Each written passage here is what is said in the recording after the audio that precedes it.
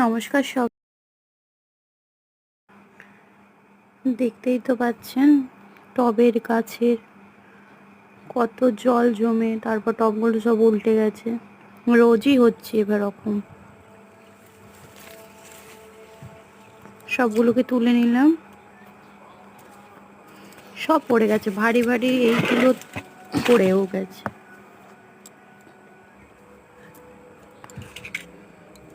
মাটিগুলোও পড়ে গেছে, মাটিগুলোকেও তুলে দিলাম। আর কি বলুন তো, অনেক দিন সাপ ফাঙ্গিসাইড দেওয়া হয়নি, তাই ভাবলাম একটু স্প্রে করে দিই। আজকে রোদ ঝলমলে আকাশ ছিল, তাই সব গাছগুলোতে একটু সাপ ফাঙ্গিসাইড স্প্রে করে দিচ্ছি।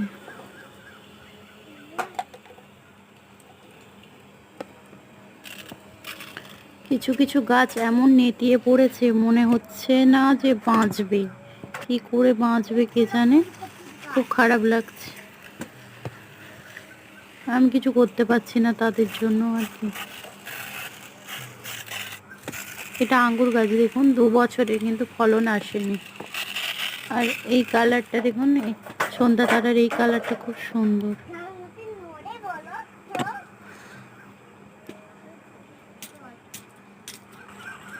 আর এটা একটা জুঁই,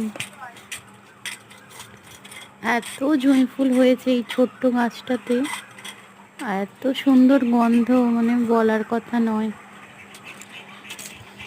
আর জুঁই ফুল তো আমার মানে পছন্দের একটা ফুলের মধ্যে। আর এই পিটুনিয়াটা আমার লক্ষ্মী পিটুনিয়া বটে। এই শীতকাল থেকে এখনো পর্যন্ত মানে হয়েই যাচ্ছে, ফুল দিয়েই যাচ্ছে।